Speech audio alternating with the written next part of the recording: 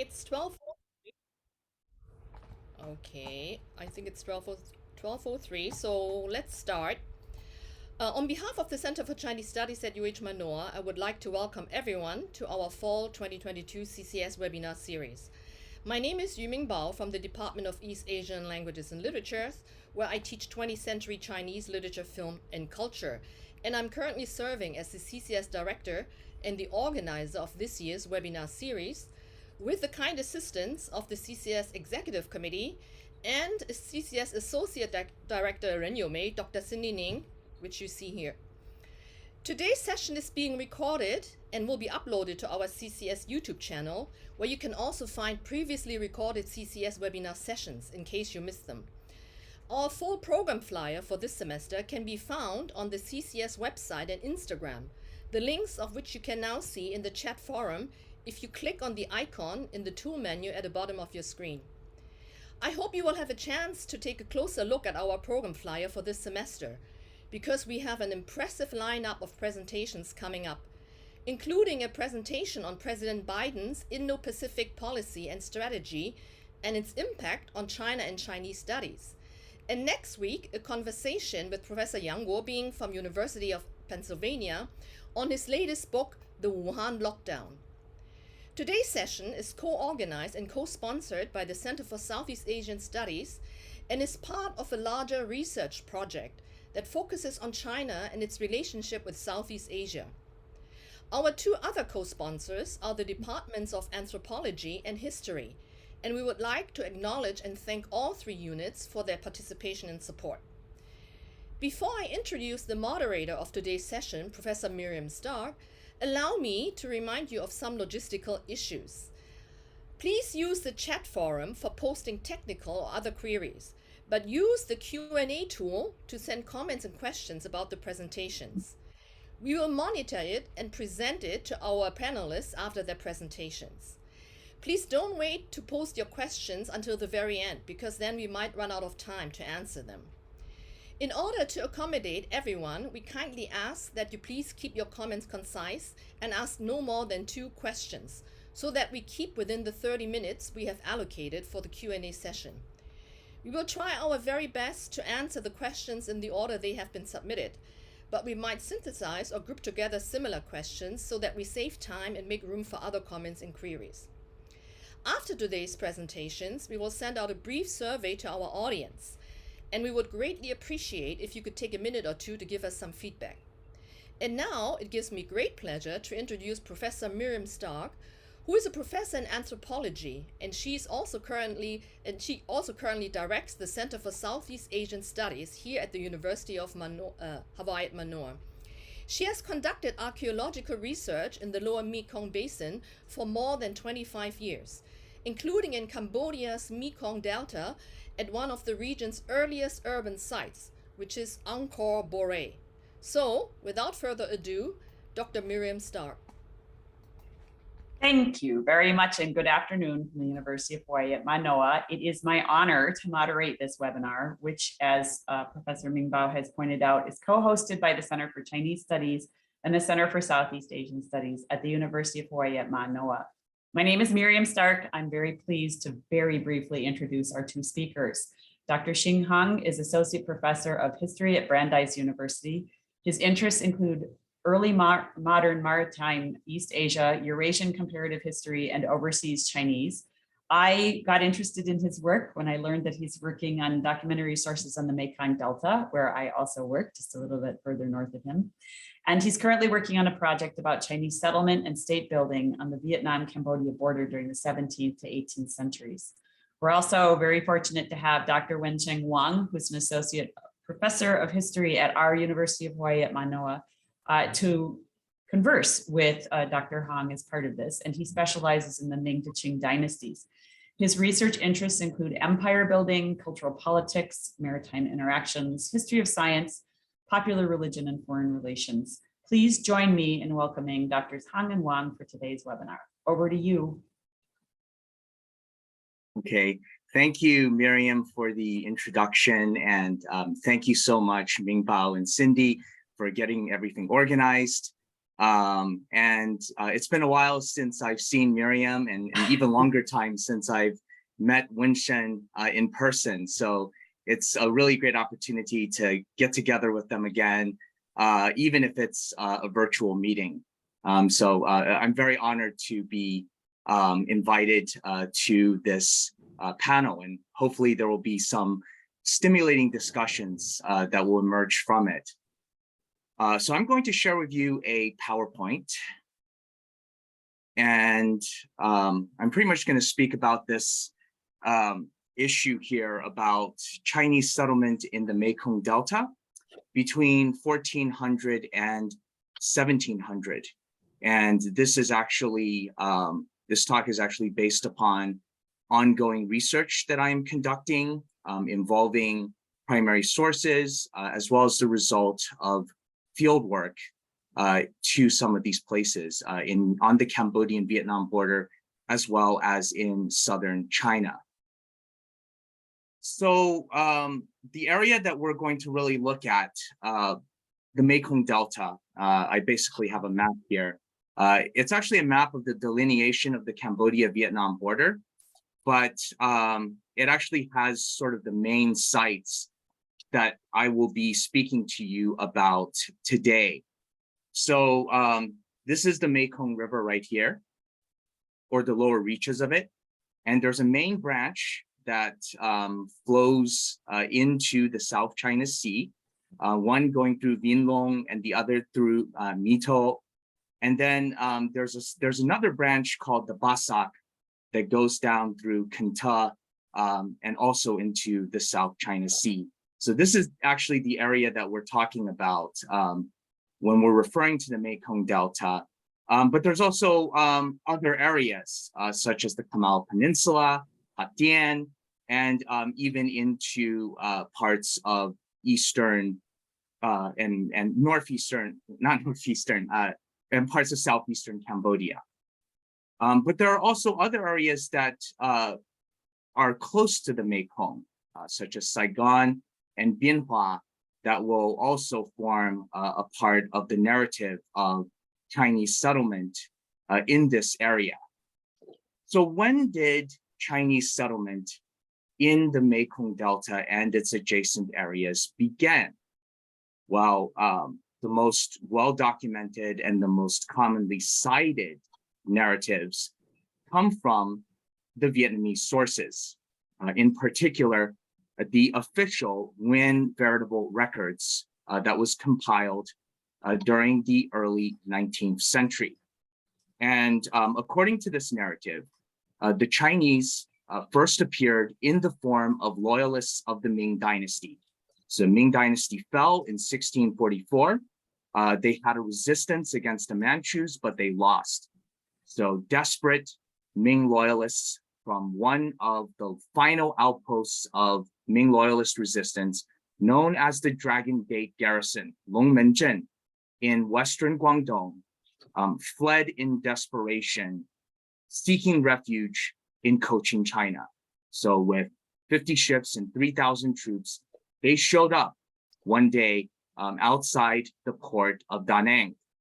And the Nguyen lord looked at them and felt very pitiful, pitied their situation a lot. And they were begging the Nguyen lord to really take them because they're loyal to the former dynasty. They don't want to submit to the new dynasty, the Qing, and they sought asylum. So the Nguyen lord writes to the Cambodian king because he felt that having them in his core territories was just a bit too close for comfort. They were kind of threatening. There were 3,000 troops. So the Cambodian king says yes, and decides to settle them on the frontiers of Cambodia in the Mekong River Delta, in what is today, southeastern, the extreme southeastern part of Vietnam. So one of the leaders of these fleets was Chen Shangchuan, and he settled down at a place called Dongfo in Bien Hoa, and Yang Yendi and his subordinate Huang Jing settled down farther south, actually in the Mekong Delta proper, in present-day Mito. And so this is actually the official record that comes from the Veritable records of the Nguyen dynasty, as well as several other sources of a semi-official nature compiled by Vietnamese scholars, but all sort of in the early 19th century. In fact, this narrative, even though it says Veritable records, it's not really a kind of detailed record of the ruler and the things that he did in the Chinese sense. Actually, this source is known as the Veritable Records Prelude, which is actually a 19th century recollection of the origins of the Vietnamese state. And this narrative actually has an earlier form in the form of a kind of historical fictional narrative. I mean, there's some fiction in there, but there's also a lot of historical, very valuable historical information in there. And it's called The Chronicle of the Founding of Vietnam. And it contains a kind of similar narrative, except there are a few key differences. One of the key differences is that Pin Shang Chuan, in fact, is not mentioned, but Yang Yen Di is far more at the center stage of that kind of narrative. And another piece of information that's very valuable that's mentioned in the Chronicle of the Founding of Vietnam is that Yang Yen Di ends up becoming sworn brothers with the King of Cambodia. And these are two important facts that I hope we can take with us in piecing together a more comprehensive narrative of Chinese settlement in the Delta. And incidentally, this Chronicle of the Founding of Vietnam, it went through many different versions, but the latest version probably comes from around 1700 or a little bit after 1700. And this source is drawn upon by many of the later narratives in the Vietnamese records. Okay, so moving onwards. In fact, the story sounds very dramatic. There's a very clear starting date, 1679. But in reality, the Chinese presence in the Delta long preceded 1679. And in fact, there is records of Chinese being in the Delta area as early as the 16th century. So what I'm going to do is to provide you first a broader context for how and why they ended up in this remote area of Cambodia, because it belonged to Cambodia back then. And then trying to find records of their settlement and how they developed. So one big event that occurred during the 15th century in mainland Southeast Asia was actually the emergence of Siam. And the Ayutthaya dynasty grew very powerful. They were eventually able to take control of the capital of the Angkor Empire in near present-day Siem Reap. And so after 1431, the Cambodian center of power shifts to the southeast. So it used to be close to the Tonle Sap Great Lake. There's a huge civilization formed there. But during the middle of the 15th century into the 16th century, the center of power shifts towards the Phnom Penh area. And Cambodia as a state starts to become much more dependent upon overseas trading connections. And as the Ayutthaya dynasty of Siam developed, it too, to a lesser extent, but it too saw the sea lanes as a very important part of state building and as part of a kind of revenue generator. And so this actually brought Siam and Cambodia into very fierce competition with one another. So actually, if you read the chronicles from both Siam and Cambodia for the 15th to the 16th centuries, the coastal areas, especially the Gulf of Siam and the South China Seas, was hotly contested. So the area actually around present-day Ha Tien, that was actually a very crucial and strategic garrison. It actually stood at the forefront of Cambodian defense against Siamese invasions. And conversely, during the periods of time when Cambodia grew strong, and it did during the 15th to 16th centuries, it was also a launching pad or a base for penetration into Siam. So, so these routes were actually very strategic and hotly contested. During this period of time, a lot of smugglers in China, the Ming Dynasty had a sea ban policy prohibiting private trade and travel abroad. But as China became more dependent upon foreign trade, especially silver that's coming from Japan, the sea ban became more and more ineffective. And it led to a tremendous outbreak of multinational piracy.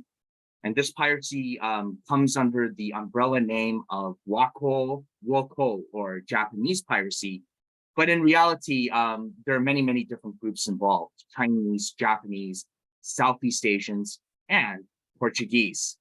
And many of these pirates actually went to Southeast Asia, and they forged their own ports for smuggling. In fact, Patani in southern Thailand emerged as a very flourishing kind of smuggling outpost. And some of these pirates and smugglers also made their way to the Gulf of Siam coast in Cambodia. And so, taking advantage of the power vacuum that emerged in the China Seas, in 1511, the Portuguese took control of Malacca, coming in from Goa. And from Malacca, they began their penetration northward into mainland Southeast Asia and also to the shores of China.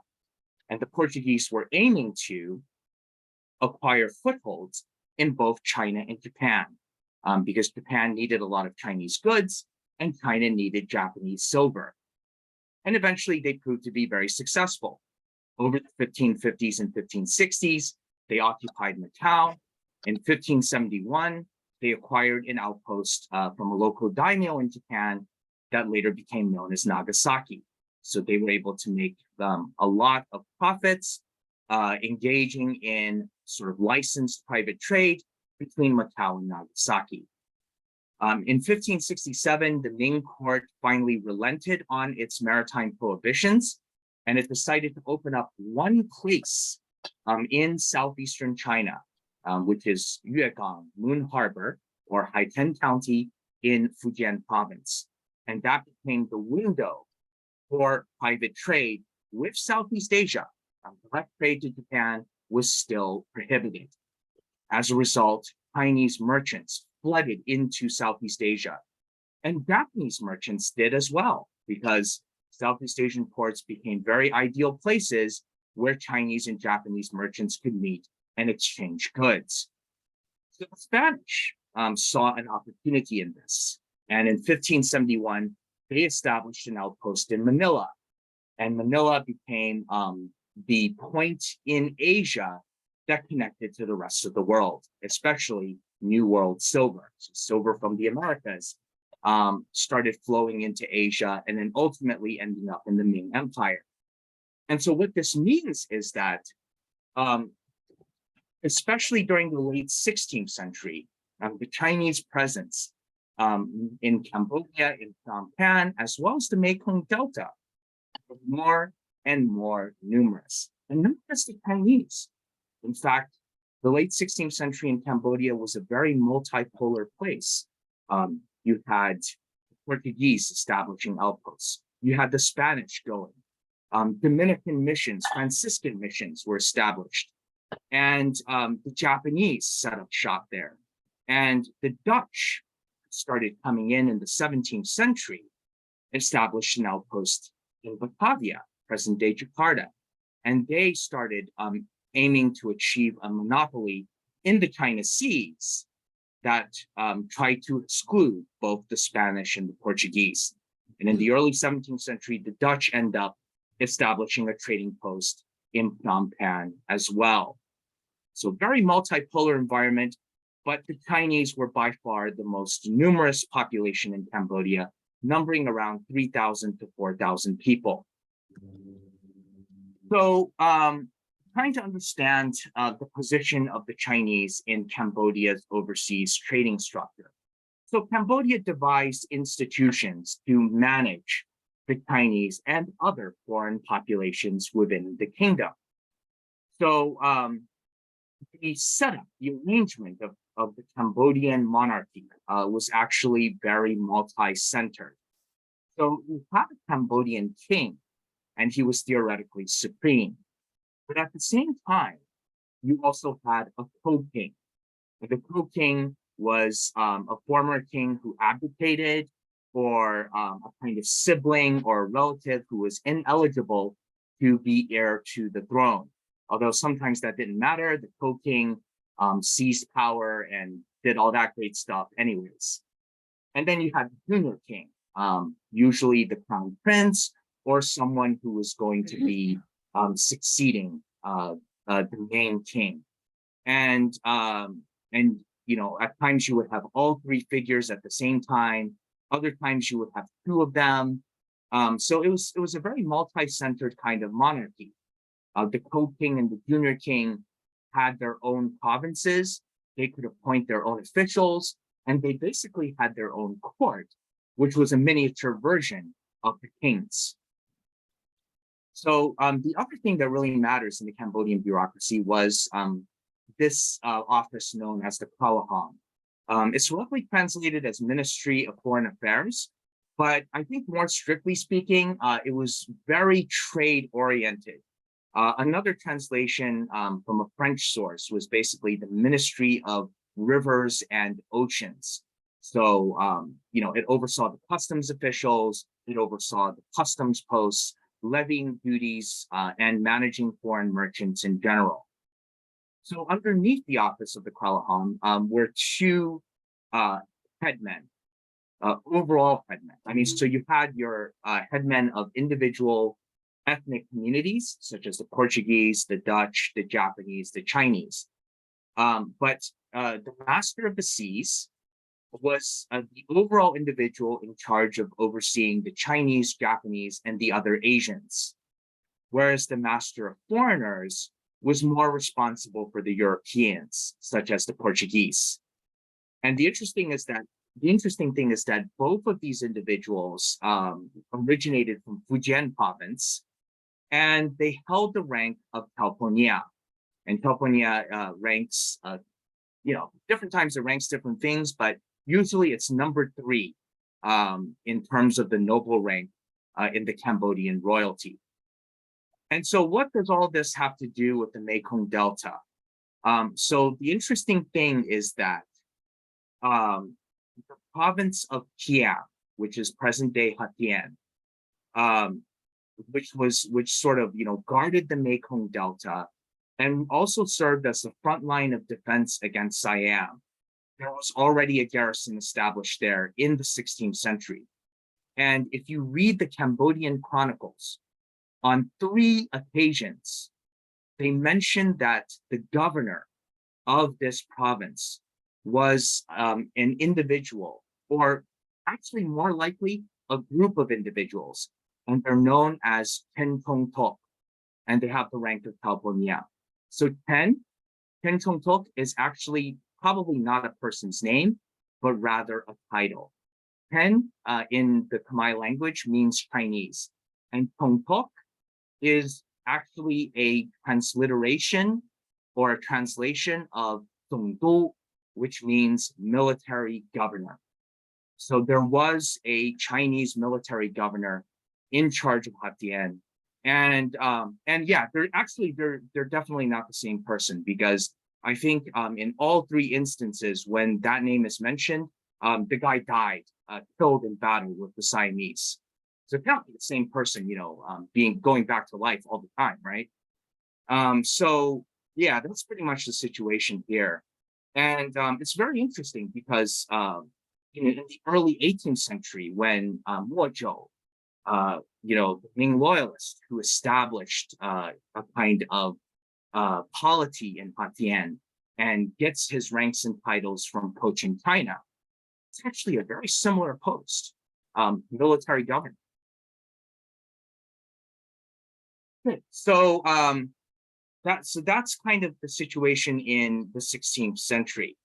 And then when we move into the 17th century, the next big event that facilitated sort of mass Chinese migration to the Mekong Delta and actually leads to greater politicization on the part of these Chinese was the Ming-Qing transition. And the impetus for the movement of Chinese to the Mekong Delta actually had political, military, and economic dimensions.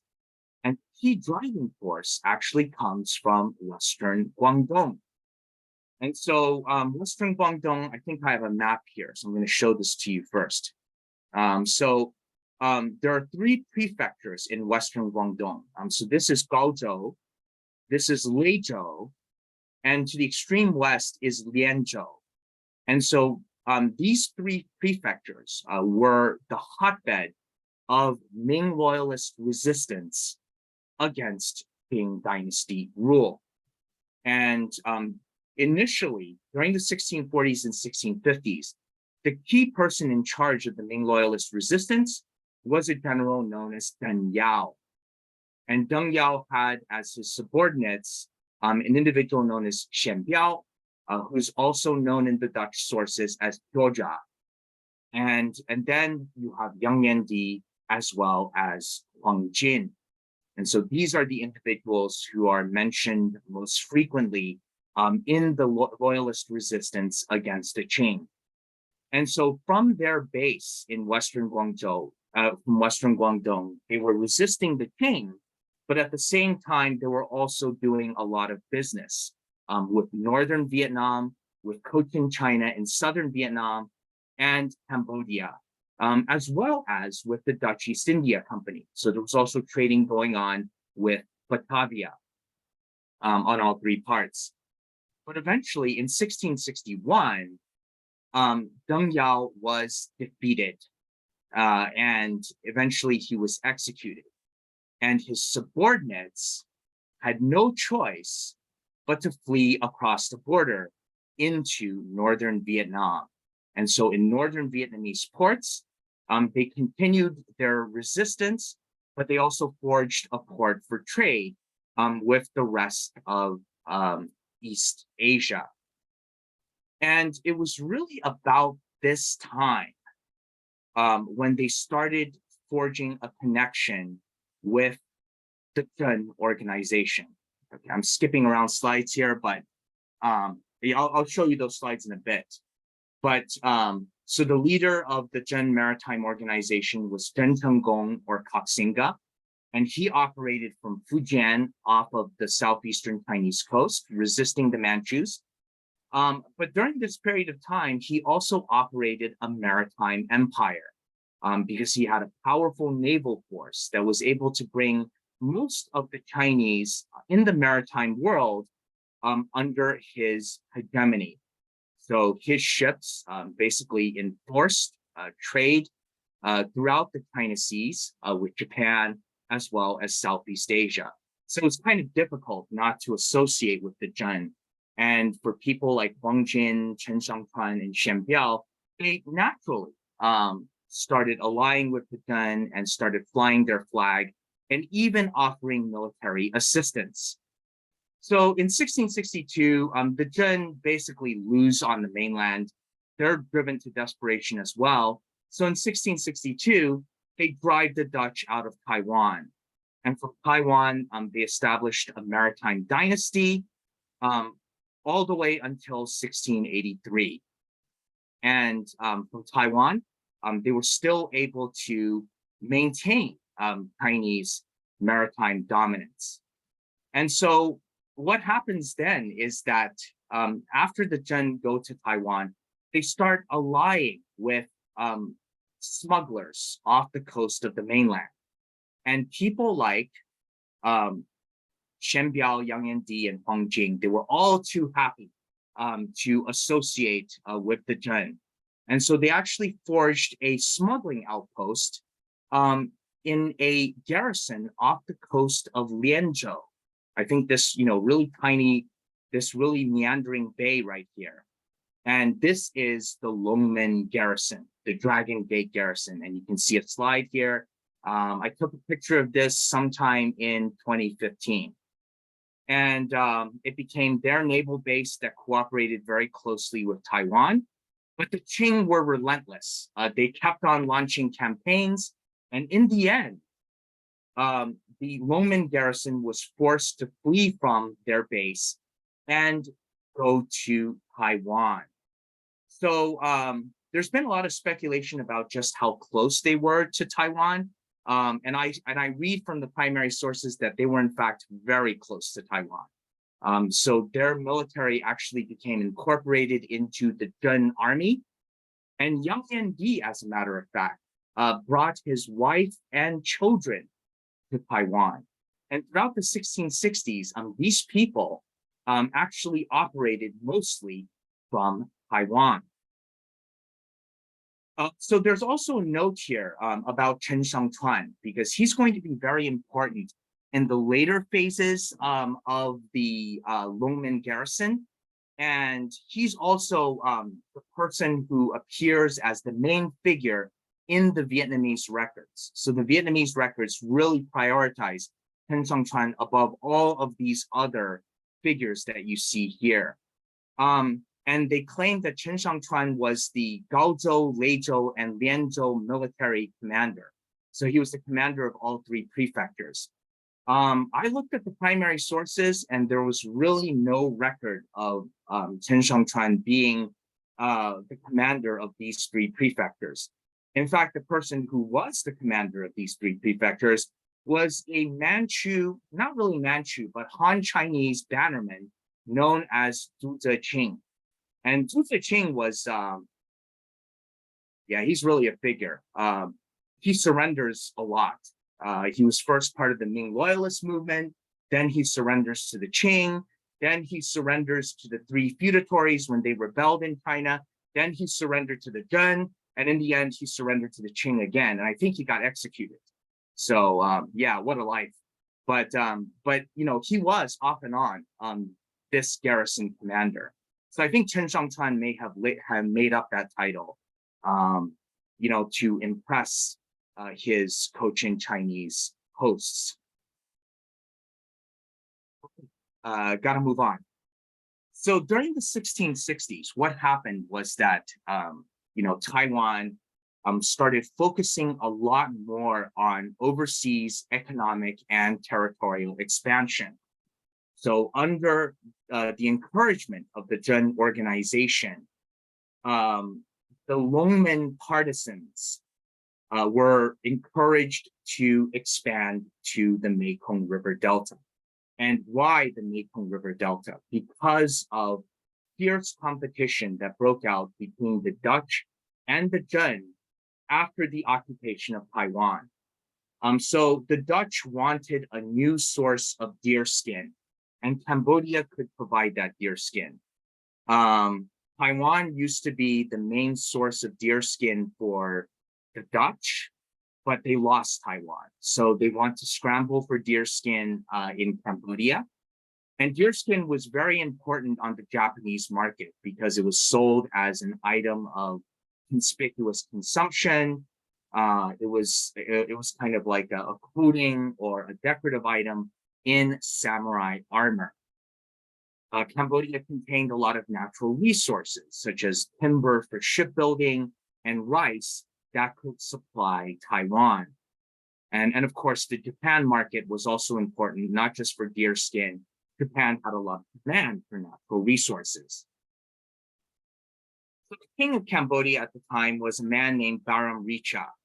And he was trying to strike a very fine balance between Siam and the Vietnamese state of Cochinchina, which started to expand on his borders in a very big way. So during the early 17th century, but especially during the mid 17th century, there started to be a huge influx of Vietnamese into the Mekong River Delta. And this was because Vietnam had overcome its rival of Champa, which had stood in the way of Vietnam and Cambodia. And so the Cochin Chinese state, after subjugating Champa, it was directly bordering Cambodia now. And it was sending migrants, Vietnamese migrants in very huge numbers.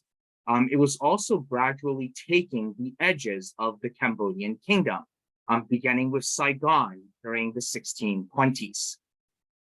So Baron Richa, besides turning to Siam, which he really didn't trust that much, he saw the Chun partisans as a valuable third source to bring into the competition. And so he really started relying upon them and encouraging them to come. So pushed out by Taiwan and pulled in by King Baron Richa, Shen Biao, Yang Yendi, and Huang Jin started penetrating into the Mekong River Delta. They started establishing settlements, and they were also welcomed into Phnom Penh. And also what happened was that the king opened up a new Guangdong office that allowed them to become officials, headmen of the mercantile community in Cambodia. So they started entering in very large numbers. And another reason was because of internal competition in Cambodia. Baron Richa had a fierce rival in the Co-King, who was named Ang Thang, and he really encouraged Vietnamese settlement. He was actually someone who was backed up by the Cochin Chinese court. And after Ang Thang died, Ang Nan succeeded him as Co-King. So Baron Richa really needed allies. But the Chinese under the Chun were actually very lawless. So in 1666 to 1667, they perpetrated a massacre of the Vietnamese settler population, killing over 1,000 Vietnamese. And they also launched a massacre of the Dutch at the VOC factory. And so things got a little bit too far. So in the end, the King of Cambodia was forced to expel the Chun. However, the Dutch could not sustain their presence in Vietnam anymore. And so the Dutch had to close down their factories. But then in 1675, the Chun partisans once again enter into the Mekong River Delta. And this time, they had the support of a new king called Ang Chi. And Ang Chi formed an alliance with Siam, and they were actually used to fight against the Co-King. So very complex, but you can see that the Cambodian kings were now utilizing the Chun partisans as part of their politics in trying to counterbalance Vietnamese expansion. So the Ming Qing transition culminated in 1683 when Shi Lang, under the encouragement of the Kangxi Emperor, constructed a navy from scratch and using a lot of the surrendered Chun forces. And this reinvigorated Qing navy defeated the Chun and incorporated Taiwan in 1683. A year before, the Qing had won a huge victory in the Guangdong coastline. And so the Dragon Gate garrison, so Shen Biao, Huang Jing, Yang Yendi, these people, they had earlier reestablished their base at Dragon Gate, but they were defeated again. And when they learned that the Chun was on their last legs, they went into permanent exile in the Mekong River Delta. And the place where they settled down was in Ninghua. And there's actually a Ming dynasty, a Ming loyalist source that mentions that Zhen Chenggong's younger brother, named Zhen Lushe, actually fled together with the Dragon Gate to Ninghua. So this was a serious matter for the Qing court, as a matter of fact, because you have a concentration of Ming loyalists in the Vietnam-Cambodian border, and they really had to be dealt with. So the Qing court decided to send a naval expedition under the command of a former Deng partisan and Shillong's subordinate. His name was Chen Ang, or his character could also read Mao. And from 1684 to 1688, he and a huge naval force went throughout Southeast Asia, paying visit from port to port. And what were they doing? They were on the surface trying to convince the Zhen remnants and Ming loyalist remnants, look, Taiwan has surrendered, please return to China. But in reality, what they were also doing was spying and scouting out all of the different Southeast Asian ports and putting pressure on rulers to do something about the Ming loyalists, or else there was the threat of naval force. So you can see that after 1683, with the Dutch out of Taiwan, with the Zhen defeated, Qing China became the preeminent maritime power in the China Seas. And this was actually the first time that China had a very strong navy since the late 16th century. So this was a brief rejuvenation of Chinese maritime power. And this is why the Kangxi Emperor felt confident enough to open the seas to private maritime trade in 1684. Continuing onwards. So the enormous Qing naval pressure caused the Ming loyalists in exile in the Mekong Delta to fracture. So Shen Biao, he ends up surrendering to the Qing. He probably had the most peaceful end. The Qing gave him a cow and some seeds, and he ended his days farming in Guangxi. Yang Di, on the other hand, he ends up in the Mekong Delta. And I think by this point, he probably has already made contact with the Cochin Chinese ruler. And what he does is that he allies with the Cochin Chinese, the pro-Cochin Chinese co-king, Nguyen. And remember what I said about the sworn brotherhood at the very beginning of my talk? I think he was having a sworn brotherhood with Nguyen, because according to the Cambodian chronicles, Nguyen takes a Chinese wife. So there must have been some kind of marriage alliance. And so he allies with Nguyen and establishes a base in the Mekong Delta and becomes friendly with the Cochin Chinese. Now, according to the Japanese sources, the Siamese move in and they try to recruit him. And they actually say that, Yang Andi's former boss, the Deng, were actually his friends. That's what the Siamese king said. But in the end, Yang Andi said, I really prefer just to stay where I am. But not for long, because Fujian and Guangdong governor generals and governors were writing letters. They were writing letters to the Southeast Asian rulers, but they were also writing letters to the Ming loyalist exile. And they were trying to persuade them to surrender, to go back to China. And Yang Andi, around this point, I think he was ready to throw in the towel. His wife had been resettled from Taiwan to Fuzhou, and he was willing to return. He was very convinced by what the Fujian governor general was saying, and he wanted to go. But Huang Jin did not. Huang Jin believed that in the Mekong Delta, there was a perfect opportunity to expand his territorial base. So a disagreement broke out between them. Huang Jin ends up assassinating Yang Yendi in 1688. And at this point, the Guangdong governor writes to the Nguyen lord of Cochin China and asking the Nguyen lord to eradicate Huang Jin.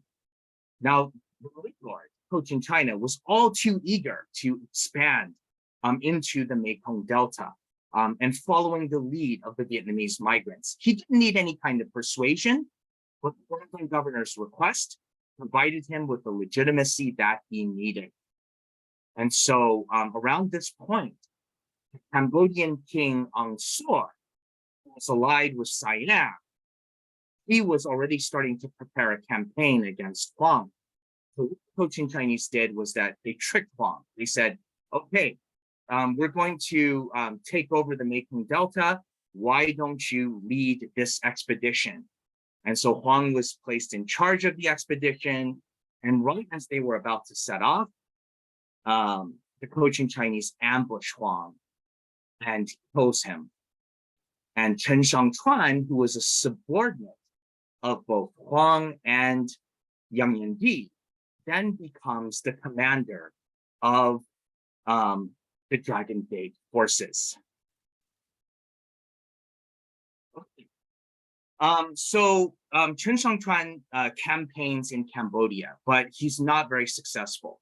And as a matter of fact, because Chen Shangchuan, Yang Di before him, they were constantly on campaign. They were constantly killing others, and others were constantly killing them. They eventually deplete their forces to the point that they could not even exist as an independent army. And at this point, China steps in and completely incorporates the Dragon Gate forces as part of the regular Cochin Chinese or the Vietnamese army. So basically, Chen Shangchuan had done a great service to Cochin China in facilitating their expansion. So in 1699, Cochin China establishes two military frontier camps. One is Chembien in Binhua, and the other is Binchan in Saigon. And Chen Shangchuan was promoted to the Saigon commander. It was a promotion, but in many ways, it was also a demotion because it removed him from his power base. So, all right, so I'm running out of time, so I'm going to be very quick here. Now, Mojo starts coming into play here. And Mojo, we suspect that he had something to do with the Longmen garrison because he too comes from the same place in Western Guangdong. But his early life is actually shrouded in mystery. It would seem that he had a lot of connections with Shen Biao because he actually went to Cambodia and he became the headman of the foreign communities in Phnom Penh, actually right after Shen Biao in the late 17th century. And there's actually a Cambodian source that was uncovered by the French scholar Gregory Miquelon. And that Cambodian source identifies Mojo by Oknya Sayi. And Oknya is the highest ranking nobility rank in the Cambodian royalty. So he was in charge of the foreign mercantile communities in Cambodia.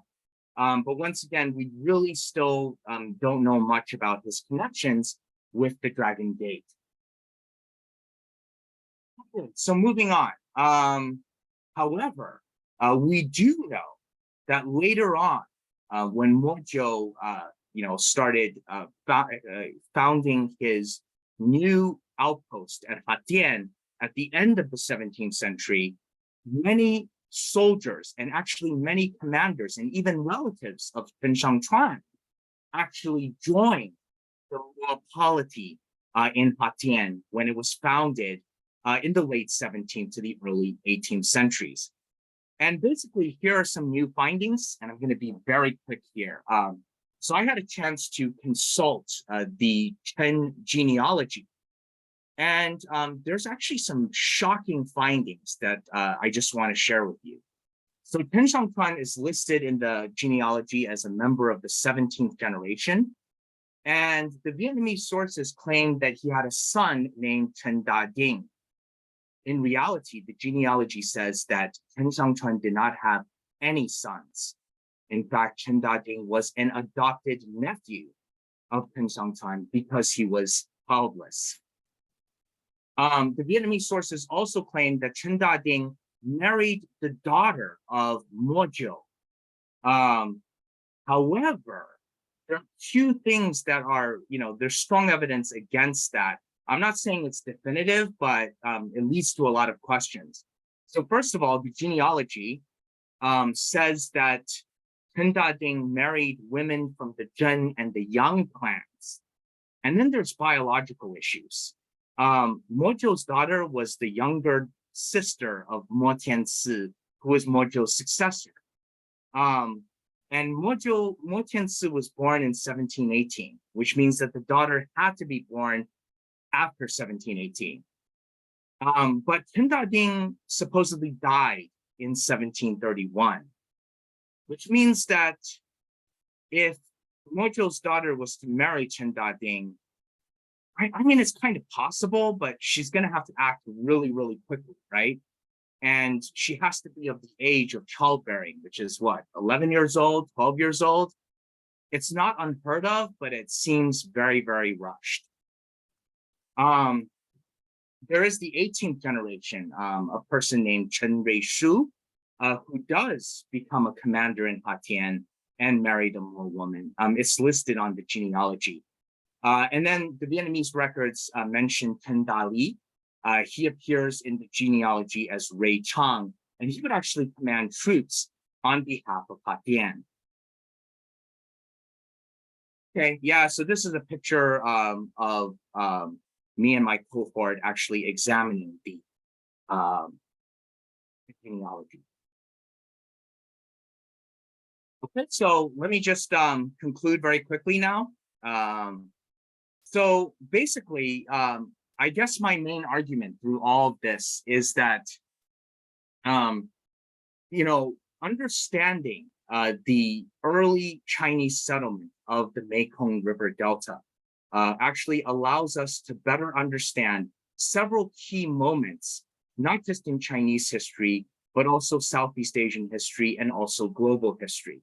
So the first key moment comes with the Ming opening and relaxation of the maritime restrictions that then leads to the Ming's role as a global silver sink. And then the second key moment of settlement occurs during the Ming-Qing transition, when you have the emergence of a Chinese maritime power under the Zhen, as well as another influx of Chinese settlement into the Mekong Delta, and the Chinese become kind of instruments in the state building and expansion of mainland Southeast Asian states. And finally, the third phase comes with Qing supremacy. So the new Qing peace in East Asia that establishes the Chinese century.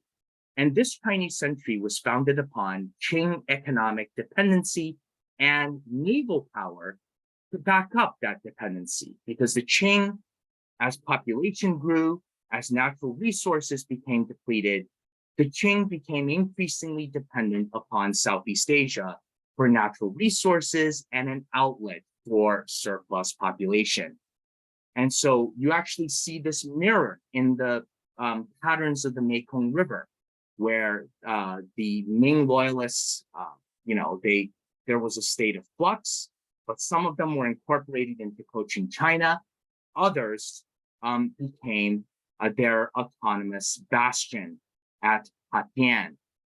Even the Ming loyalists who were eventually incorporated, and later Chinese migrants who were incorporated into Southeast Asian regimes, they still maintained a lot of autonomy. And they became a very important part in tying the Qing to the rest of maritime East Asia. So I think that's all the time we have for, and I will stop there. Thank you very much.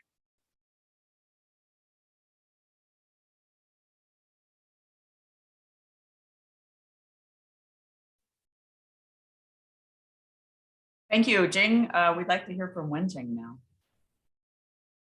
Thank you, Miriam, and thank you, Xin, for your very stimulating presentation. It covers so much ground and really give us a lot to think about.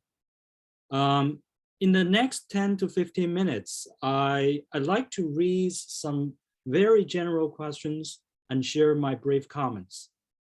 my goal is to provide more contextual and analytical background to better make sense of Xin's very, sophisticated and very well-grounded, solid arguments.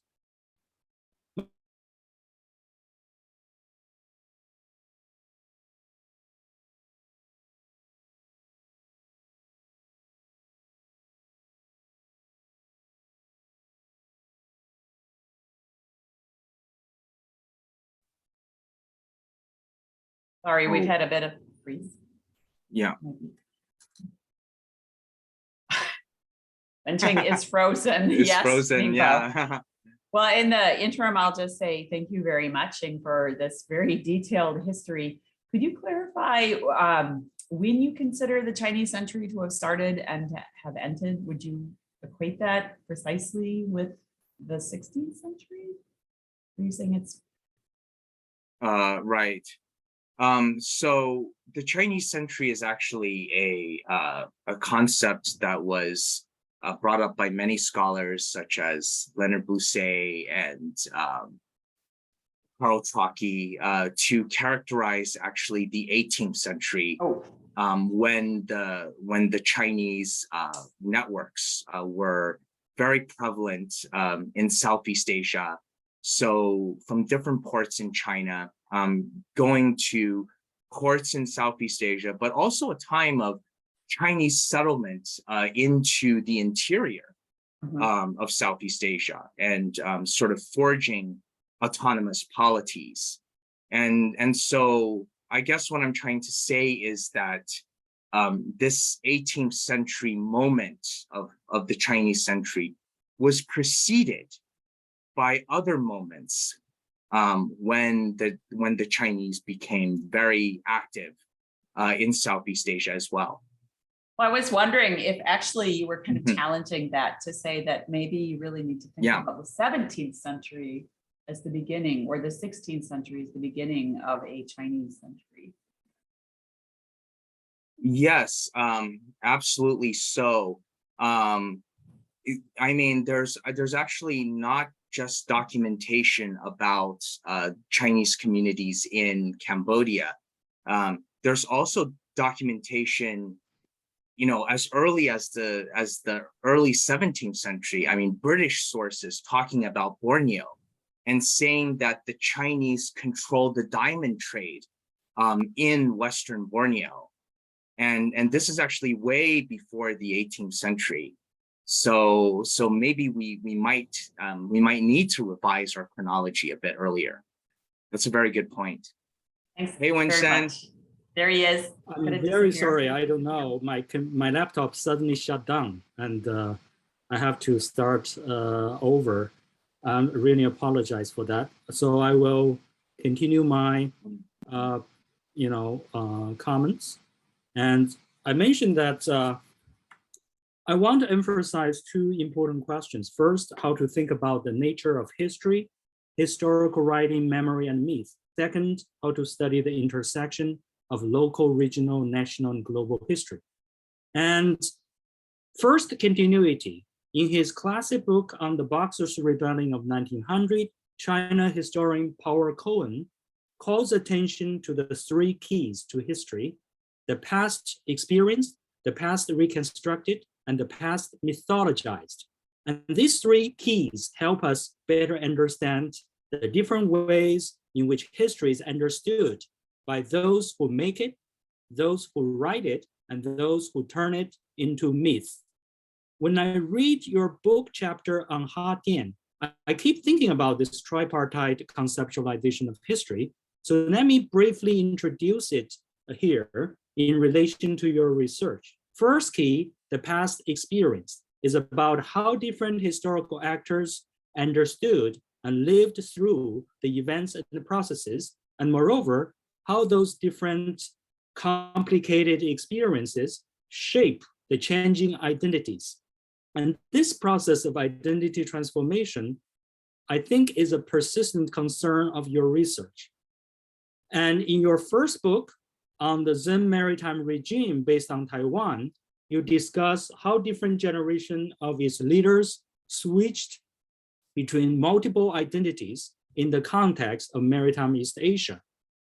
So it'll be interesting to know more about how this process of identity change was played out in the multifaceted context of Mekong Delta. And the big challenge is always how to recreate the different participants' point of view and moreover, capture the complexity of their lived experience, identities, and motivations.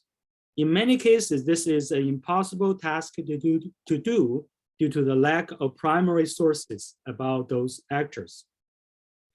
Speaking of identity, you seem to be very interested in the loose group of people called Ming loyalists, and they include all kinds of people who engage in different social, economic, political, and military activities. And your first book argued that the Zen family remained very serious about the loyalty to the Ming dynasty, and they were greatly restrained by this loyalty, which led to their final collapse. And your current project is also about the Ming loyalists, their settlement in the Mekong area, including Moju and his son, who had a very different attitude toward the label of Ming loyalism. So, if you have time, please talk about the differences between the two cases, Zen family and Mo family, and the complexity of Ming loyalism in the 17th and 18th century. The second key to history, the past reconstructed. It refers to the organization of historical facts in a coherent narrative in order to discover the so-called truths of historical events and processes. In the case of Chinese settlement in Mekong Delta, it is interesting to figure out a series of basic questions like who arrived where, when, and how many. What are the pull factors and push factors, the migration routes and the trading networks, as well as their historical impacts? We are familiar with those kind of questions because they showcase the historian's most familiar role as storyteller and analyzer.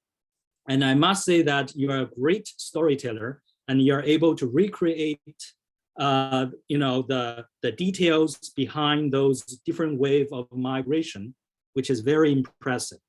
I think for this kind of explanation, the challenge is that a historian's reconstruction of the past is not necessarily the same as the actual experience of those who participated in the event and processes. Okay, the third key to history, the past mythologized, which shows how later generation of scholars from different backgrounds have interpreted the same historical events and processes in a way that address their own pressing concerns and issues. In the case of Chinese settlement in Mekong Delta, both Chinese and Vietnamese scholars participated in this kind of myth-making process.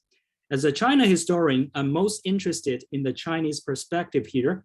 Under the increasing pressure of Western aggression and fueled by the sense of nationalism, more and more late Qing and Republican scholars found it necessary to recognize and celebrate the earlier success of Chinese overseas settlement, especially the so-called colonization of Southeast Asia. Why? Because they want to challenge the time-honored historical image that stressed the stark contrast between a dynamic, enterprising, and ocean-oriented West and the passive, conservative, and earthbound East.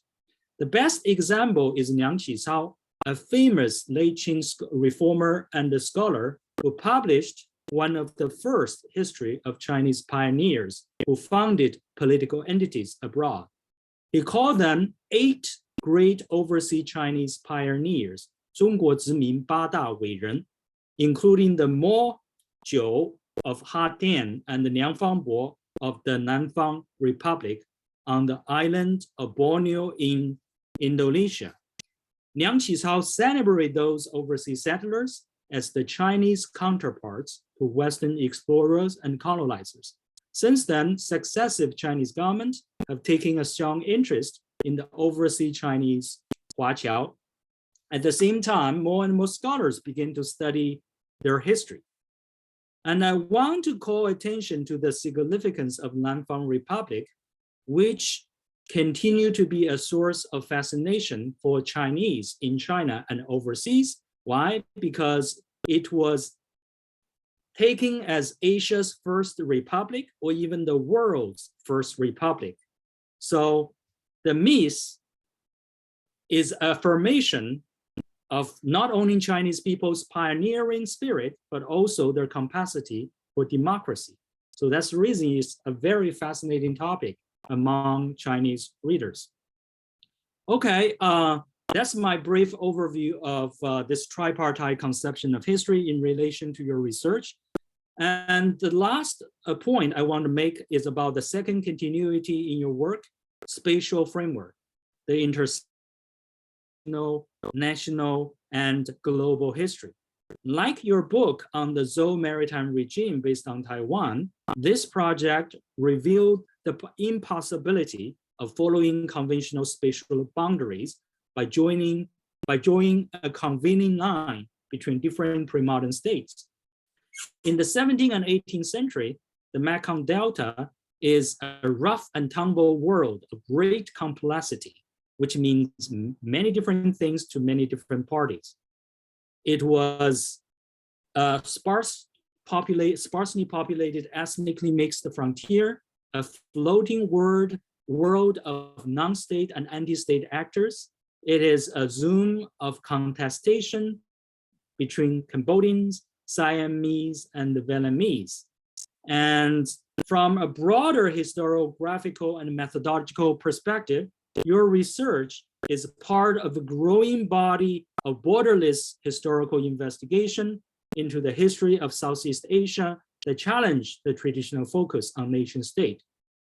One such approach is the water frontier paradigm posed in the edited volume, Water Frontier, Commerce and the Chinese in the Lower Mekong Delta, 1750 to 1880, which overlaps with your topic, but goes beyond your time frame.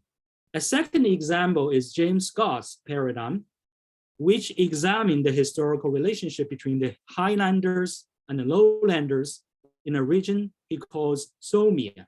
Somia provide a highland counterpart to the Mekong Delta's lowland society. I wonder how you fit your study into those existing analytical paradigms that go beyond or challenge the nationalist interpretation of Southeast Asian history. I have some other more specific questions, but I want to leave the time to the audience to raise their questions. Thank you. I stop here. Thank you.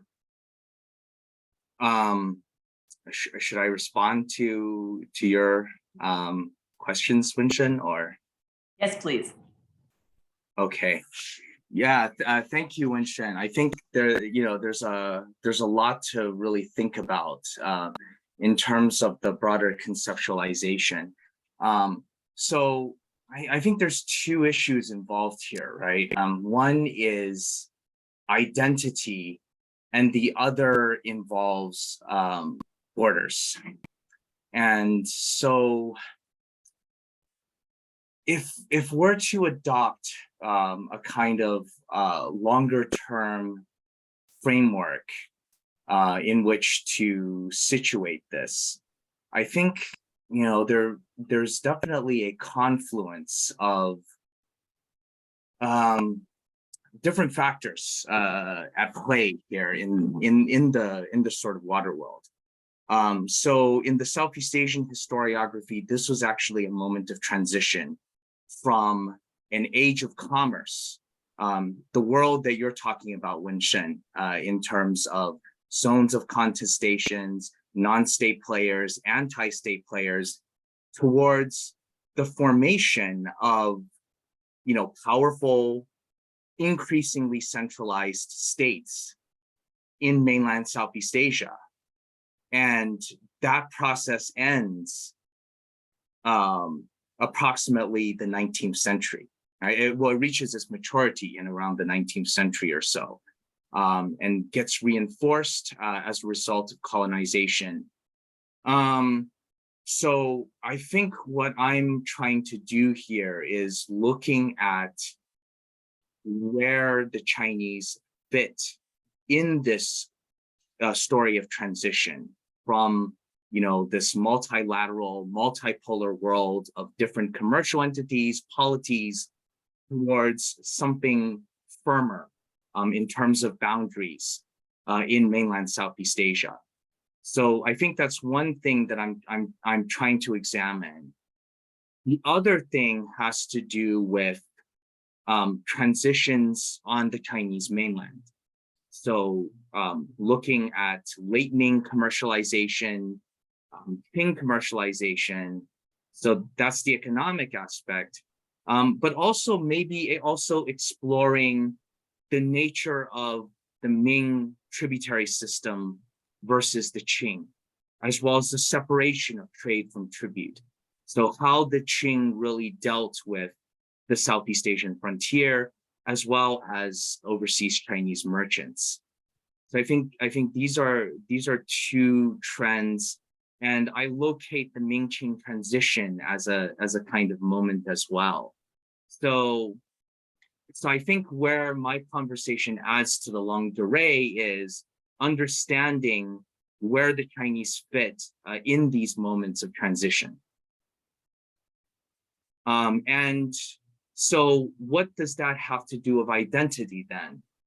It leads to some very complex plays, right? And I think, compared to the Zhen, the Mo really have to be much more pragmatic in their attitude, because they are dealing with not just other commercial entities, and well, also they're not facing an existential crisis to the extent that the Zhen are at the hands of the Qing. But what they're really doing is, there are state builders, there are identity formations. So it's a moment of transition. How do you navigate your way in that moment of transition? So you cannot stay completely close to Ming loyalist ideals, right? You have to form compromises with the Qing. You have to form relationships with a lot of your neighbors to actually fit into their structures in order to better survive and to do business. So I see Miriam actually in the chat box talking about the pull factors for Ming loyalists in Mekong Delta rather than to other coastal regions, and also interested in the extent to which these pioneers were tapping into much older interactional networks in mainland Southeast Asia that drew them to areas controlled by Cambodia. And I think that's a really great question, because if you're looking at Cambodia's position in Southeast Asia, and also in relationship, to broader East Asia, right, like China and Japan, it really lies at a very natural crossroads where mainland Southeast Asia blends into island Southeast Asia, where mainland Southeast Asia blends into China, and the area around Hatien on the Gulf of Siam coast has proven to be a very natural kind of transition point or a transactional center. And it's not just the case for the 18th century. You're correct, Miriam, because, just kind of the research that you do on Angkor Beret or Okeo, with the Funan Kingdom from the 1st to the 5th centuries AD.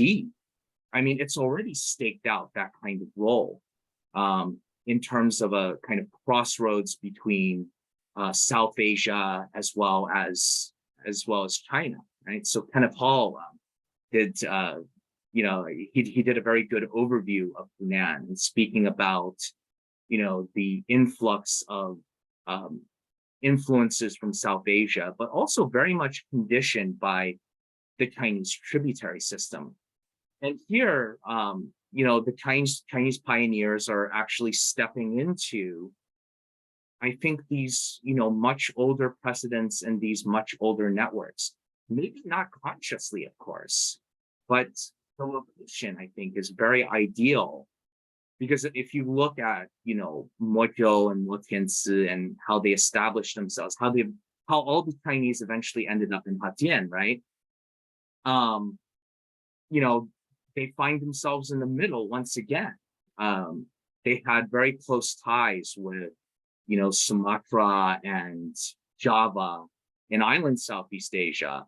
And they also had very close ties with China, Vietnam, and places farther to the north. So yeah, it would be very helpful to take a much longer view.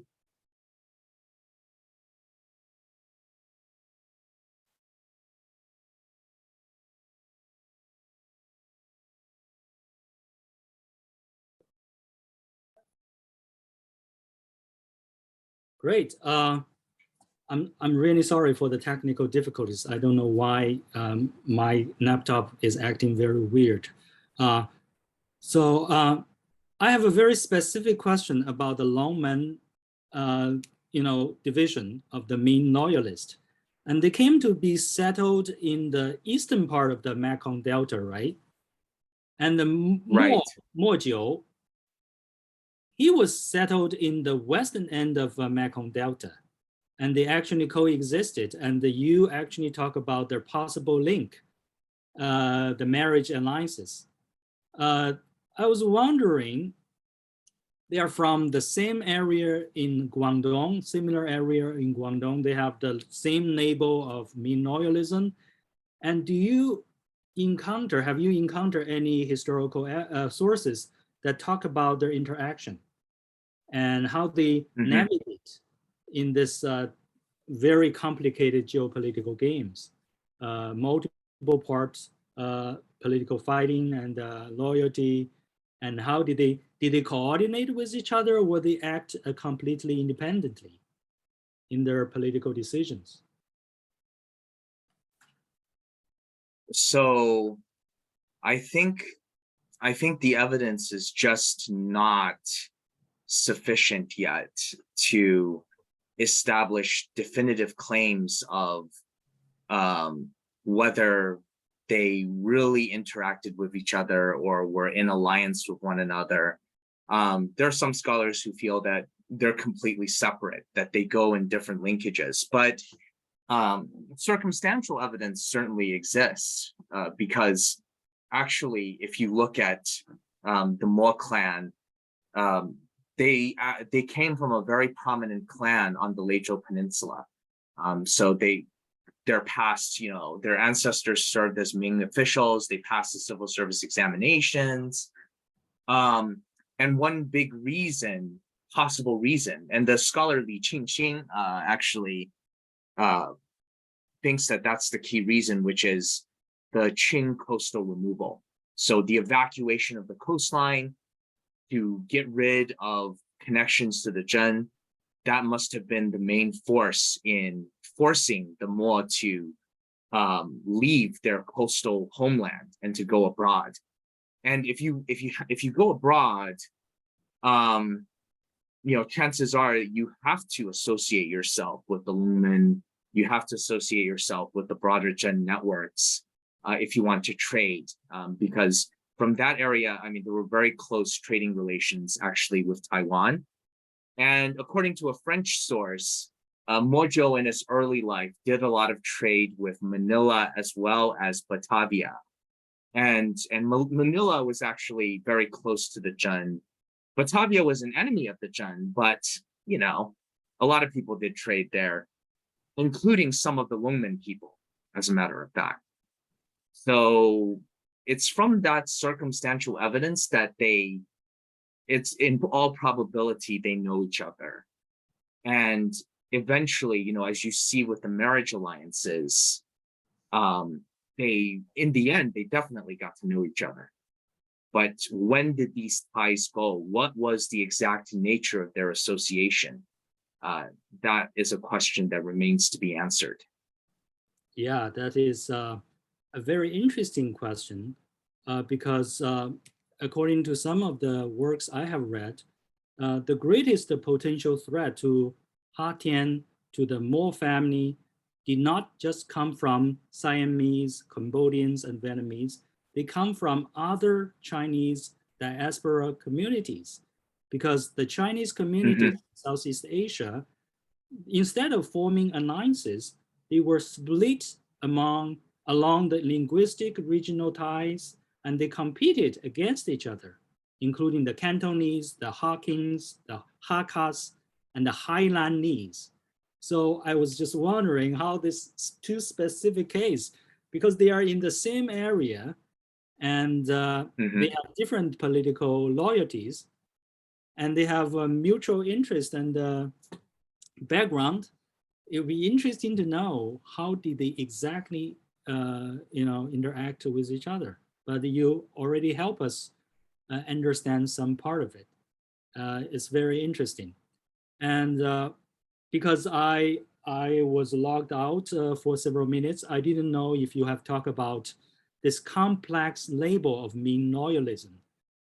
Because Ming loyalists, they encompass such a diverse group of people, even though the word is political in nature, but not everybody had any interest in fighting the Qing dynasty.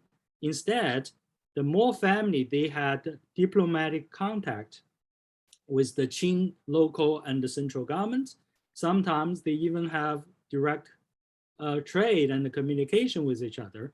So it really, your project, it reached our understanding of this very loose group of people called Ming loyalism. And they have different survival strategies, and they take different attitude toward this political symbol of Ming loyalism. And you did a great job in helping us understanding this.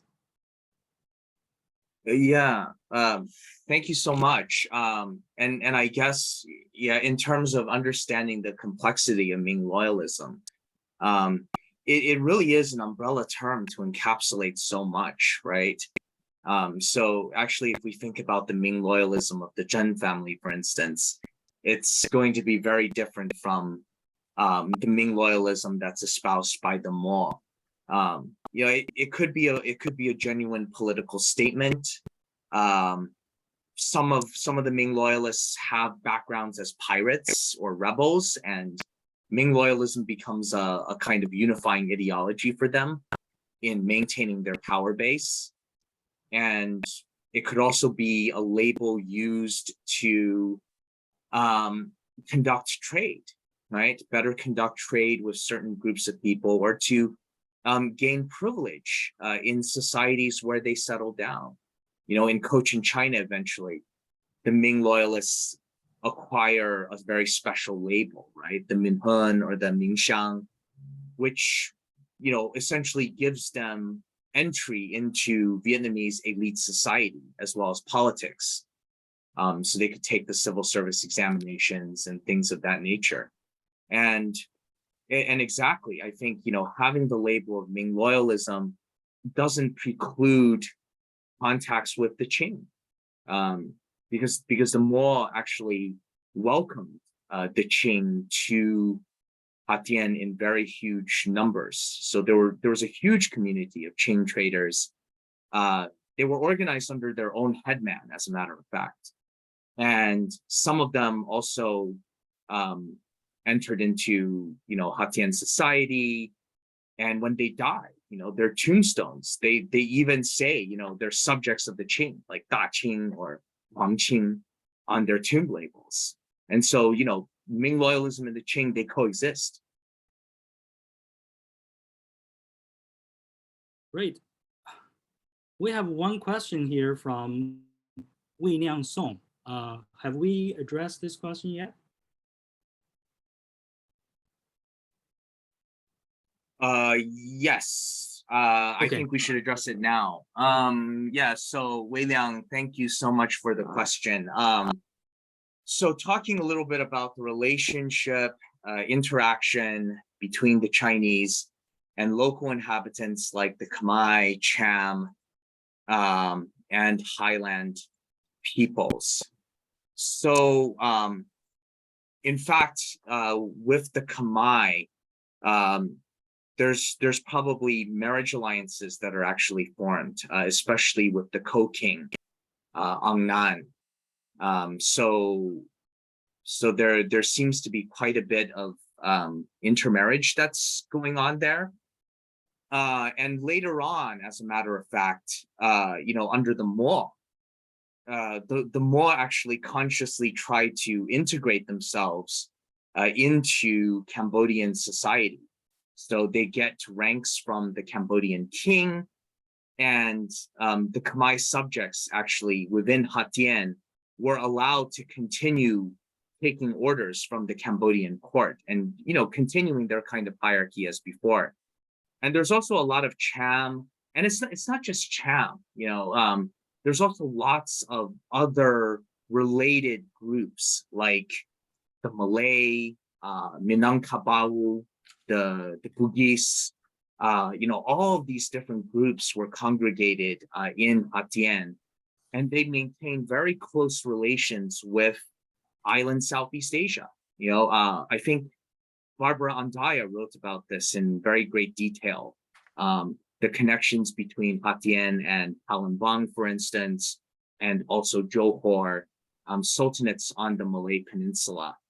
And my research has actually revealed, Hatien also has very close ties with Batavia, directly with the Dutch East India Company. So you actually have a very huge Malay Austronesian presence in the Mekong Delta.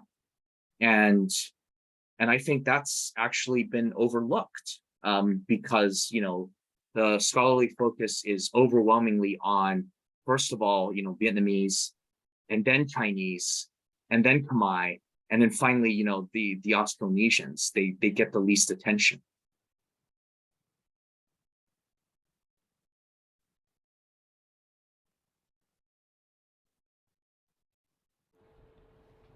Great. Okay, well, Yeah.